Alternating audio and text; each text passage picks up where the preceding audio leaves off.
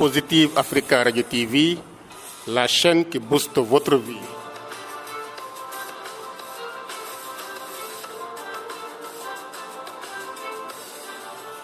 Avec Positive Africa Radio TV, devenez le meilleur de vous-même.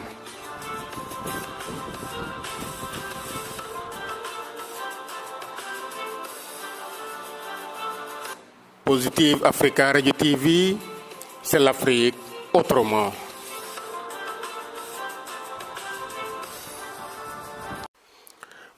O fogole sereer ine simna nun nuno fop to ngidma nun o kiin o kiin simna nun nogun nun fo no simangol nun njokan na njala paax a paax na tamaxale andoona yee nu ndamoxaan na chaîne fe nun ref na Positive Africa Radio TV. Positive Africa Radio TV a ref radio fo télévision la andoona yee ka refan meen wiin we a refan meen o ngiin o ɓaal a ref koy ka andoona yee ka xotta paax mana a ɓisiidin kam o fog ole a laya no cosaan nda a laya itam no ka andoona yee ka ref ke i ñoowa ndiiki me i ndefna xaye koy i ngar no émission fe nuun na layel a cangid na ɗat a ref émission fa andoona yee ka i njangta meen ke andoona yee kaaga a ɗatalayu nam a ɗatalaytun xan koy a jeg mayu ka andoona yee xan i ɓisiidin ndax ke refna o fogole sereer a mbaago an ke a ɗat a layna a neew ndax mbaago an itam ta mbaag no ñaƴta kam saate fe nda xan i ngar itam no leek i ɓisid meen wiin maak yaal xa anda xa andoona yee a jega ke da andna na ɗat ndax ta moƴo ngoolana in boya i ndoora koy mbugo xeɗana in rek nuno fop jam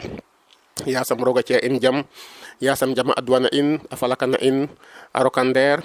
a fara in took a fara in a lang a fara in no ɓem rogo njanun a fara in no ɓem rogo ñamaak yasam i ɗooxa jam to nget fando fen to jama wida in o kurkun yasam ku i mbaat ka to tamala in yasam roga yoɓan na in yasam i njeg to njeganel mbod to mbandanel mbindo a koɓo mbaag to mbaganel an to andanel yasam roog fad andoona yee o ten waagu to o ten jegu a mucla in nagida paaxeer fo o dono faaxeer fo no pexey no pañ to mu o pañ a cungaan yasam ba soɓa in maaga yasam itam ku andoona yee oxu andoona yee waagiro yaqan seƴ ne wat ba waagna in tig yasam xu waageerna yaqan seƴ ne mud ba waagna in tig yasam roog a fi bo poos ke in a suuna fo xaalis to tamala in i mbogin fo o fogole fop roog a waagaan yasam ta fi in no barke faap in fo wasik ya in fo no barke no daan faax we i ngar ka fo nuun xaye koy no kena layel droit des personnes et de la famille manam ta ref xaq fe andoona yee o kiin ka jegin ɓasil ne a jegin droit des personnes et de la famille koy a ref a naaq no ndaxar nena layel droit civil droit civil koy kamane i njega kene i letuna ndiiki droit des personnes te ref xaq len wiin we fo ɓasil ne a jega itam xaq le andoona yee ten refu ke wiin we andeera a ndeer den te ref droit des obligations a jega itam ke da layel droit des biens a ref ke andoona yee ten a ɗat a geenu ndax ke andoona yee ten refu o jeg in ne andoona yee naaga a waru o ñaaƴnitel i xaye xan i nga koy ke andoona yee ten refu la personnalité juridique de la personne physique manam ke andoona yee ten refu ngiin xar taxu bo o kiin a layele o kiino i yaam o kiin fo ceerum fo xa kiiƴum fo fo'oyum ken na layel o kiin te ref nan nen mi fa nuuno fo lakas we wa andoona yee ka ñaaƴa i nga'a den da laya a mbi'ra fa in o kiin oxeene koy ka gutatiranel fo kene andoona yee den ndefu taxar ke fo xa taaɗaxe a gutatiranel itam fo andoona yee den ndefu mumeen ke mbaat cegel ke i droit koy manam a ɗat o kiin soom a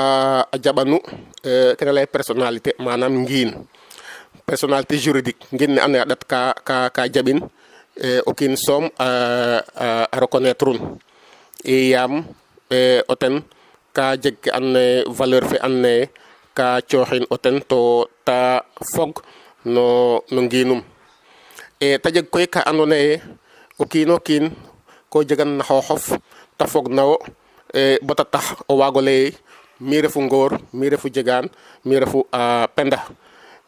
kene koy ten refu kena layel identité ken na taxa i mbaago andiran wiin we o kiin oxe a waago ref sengum o ande o ɗeetangaan o ande o xene o ten ref diw ten ref diw a jeg personnalité juridique bo a taxa jeka ande o fi'angaan wiin we a mbaago lay kat i mbaga ndam na diw yaam o ten fi'un kene koy te jeg koy a safe la andoona yee o ten geenu kene fop a layel code de la famille to ta fi'el no xiid 1972 donc la loi 72-61 du 12 juin 72 yaaga a safe lene refna code de la famille a ɓisiide to a safe lene a doora manam entrée en vigueur no xool janvier 1973 1er janvier 1973 nda koy ɗetangaan no xiid 1972 bo fa ndiik kena layel ngiin manam personnalité a jega ɓaata xa mayu la andoona yee a jega teen a jega copit mayu ka andoona yee itam a jega teen yaam o ɗetanga surtout kena layel les sciences biomédicales ke andoona yee pin docteur ke ka mbi'an ndax sax a waago tax sax o kiin a rimel to rimit kaan andeer o koor fo o tew andeerir kene fop ka tax kena layel personnalité no kiin a jega ɓaata xa mayu la andoona yee a ɗat a ɓisiidaan teen nda anda me koy i ndokke sax no considération kene fop andoona yee ka ref théorie ka andoona yee bibil na ɗat ten na mbindan yaam ka yaaj ka o ɗom no o fogole nda ke moƴna jeg o njiriñ rek ten i ɓisiid ka yaam o ɗeetanga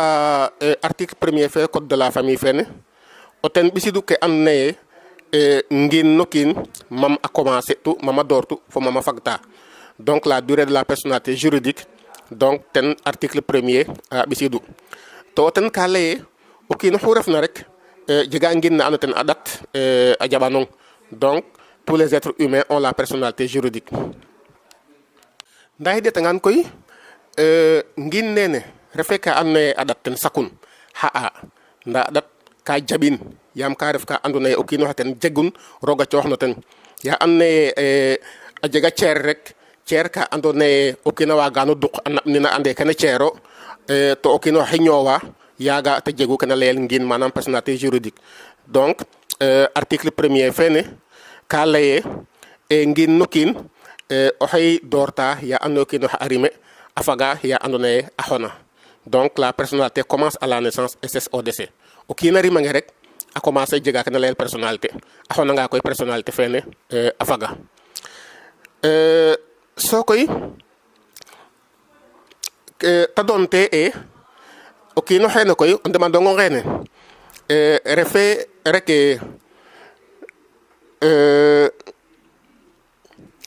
o kiino xeene fok a ñoow a rimel manam a ñoow yaaga boog o kiino xe pour te waago jeg personnalité juridique il faut ta rimel a ñoow donc o rimelole ten refu condition fa eetaan fe o ñoowole a ref condition fa ɗikandeer fane yaaga boog i ɗeetanga ke andoona yee ten article premier du code de la famille a layu o kiin a soɓanga ye ka refel o fud bo yaaga ta rimkel jega fule personnalité juridique donc il faut que ta rimel a ñoow a soog o jeg kene layel personnalité juridique no ngiinum a waago jaɓel kene juriste ke a laya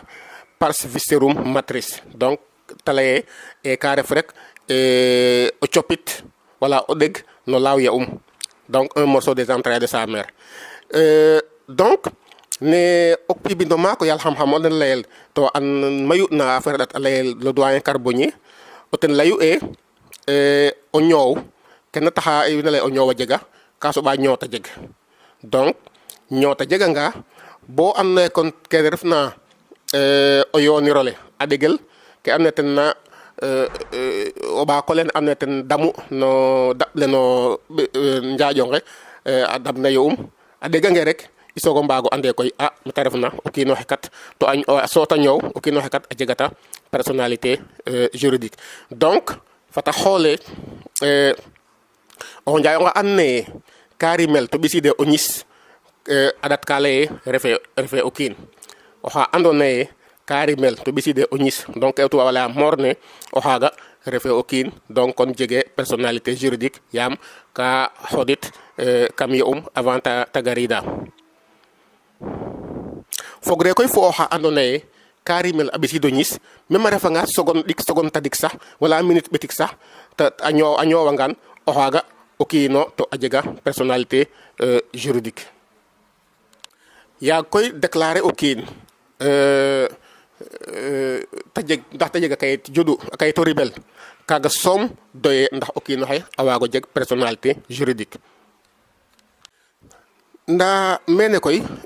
a ɗatale a jega a yaaca yoɗo o cafum o ndik a jeg tirana ta fi'na yaam leeg-leeg o kiin a waaga jeg personnalité juridique to ta doorit yaaga ta refna no fuddi manam le jour de la conception bes fe andoona yee bes faaga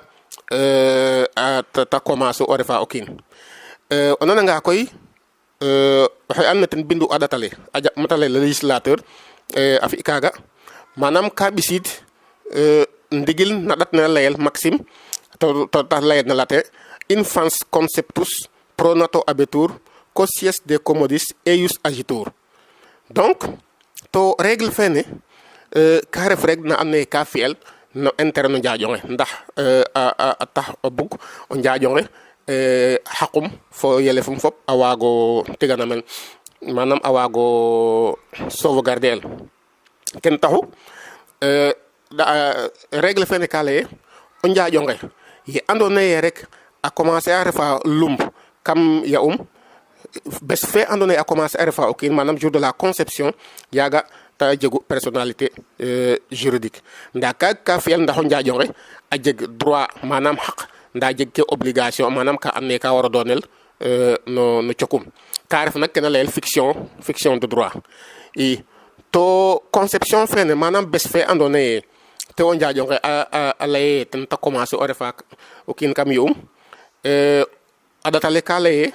ka doorit no a pe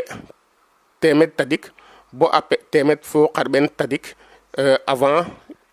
yaaga o njaƴonge rima fulaan manam la période la conception c'est la période allant du 300e au 180e jour inclus précédant la naissance. To koy kaate o foogo lene ke to wala présomption o foogo lene c'est irréfragable manam o leng waage ɓisid kena layel preuve contraire. O nananga koy yaaga ɗata ke a njaɓ kene yaam ka laye o ñoow ten adu o rimel o ñoow adwanga o rimel koy kon personnalité o ten waru adoox o rimel i kene taxu da njaɓ ke da njaɓe o kiin daal a waaga jeg personnalité yaaga rima fulaan a soɓanga ye rek a refa o kiin kam ya'um. I a mban koy o kiin a ñaka ngiinum manam kene lay personnalité no ke moƴna may de ten refu ya o kiinoxe a ñakna o ñisum donc o kiinoxe a xonanga rek ngiinum a faga personnalité donc juridiquement a faga nda leeg-leeg nak i ndef no situation ka andoona yee o dalo lene kiinoxe ga'an o dalo le kiinoxe ga'an to o leng waage laye a xona mbaat xone donc ka refa nak tig ka andoona yee ka yaaca o ɗom a waaga ref itam oxa andoona yee in way njega a qel a ɗak e a xona fo xone yaam to i njega xa kiid xa mayu xa andoona yee aussi i nga'iren donc kene ka ref ka andoona yee itam droit fe ka jeg ke ta layna teen yaaga boog a xoola yee ngiin no kiin oxe faga uniquement a soɓanga o kiin oxe ka xon i o kiin oxe xonange donc oxe jega personnalité bo ndiik donc kena layel mort civil jegee donc mort physique rek o ten jegu nda koy législateur fe manam a piibin oxe no ɗatale laye exactement xaro refu fa ngon lay ren donc we andona den ndefu docteur ke o den mbaru ɓisiid ke andona yee tena nga'u tena naaga a ndamtu fa ngon o retanga no kene layel médecine légale deno ka laye fa ngon ten refu ma andona yee ke andona yee ten na ñoowa no kiin fop a geenwa complètement donc l'arrêt complet et irréversible des fonctions vitales donc ta refu kiin oxa andona yee waagate o ñoot mana waagate o suus to itam xeeñ la ten a geenwa donc kene o tubaab a laya cadavre froid i kon nag fa ngon ndiiki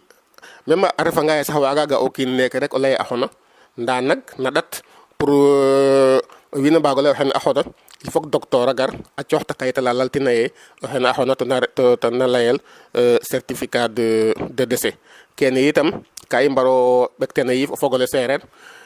jego pogre ko xa andoona yee a ñak o ñisum o xot rek nene ret gaskin upkin o feet ola feet a jega ka andoona yee a waagang o ɓisiid o ten no problème kon koy fat i mbexeya rek bo fog we in a ñakanga i mbaago mbaat docteur na andoona yee xana gar a ɗeetin bo a laye o xeke kat a xona a fi'anin a kayit comme ça a fi'angan a kayit alene o geekin te waago ref ka andona o feet ola fo feet ku andona o jeg te itam xano jeg ma andoona yee maaga o geƴnu maaga yaam adna ne ka te a nanga ñaaƴa ko ñaaƴa o yoon fa ten ke jeg ina faak fo feede faak jegate ndiiki mayu a suptooxa donc ke suptuna koy no paax ka foogaam me ka i mbaro yoon fo ten te ref ka andoona yee xana ɓisida in jam iyo fogole mene i ndey ka xane rek bañata jigid xanin ɓato ndako xiid koy no ke o tubaab a laya no émission fe na gara no ke o tubaab a laya absence fa disparition oxa andoona yee ka i moof bo i nga'atiren a mban i mbaago lay o xene kat ka xinoox rek wala o xene kat refate ref me fo itam absence fo disparition xaro ta waago ɓisiid comme conséquence juridique donc xaro ta waago riban o kiin oxe xar ta waago riman ɓaslum no ka jofna no lam fo ka jofna no lakas fo lakas xan i ngariid teen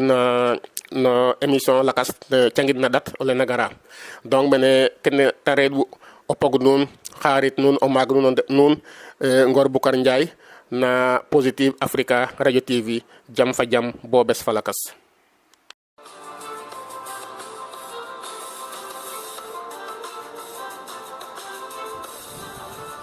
Positive Africa Radio TV, la chaîne qui booste votre vie.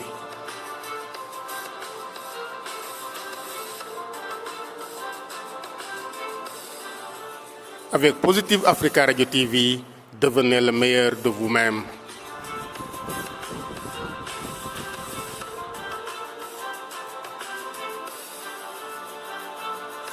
Positive Africa Radio TV, c'est l'Afrique autrement.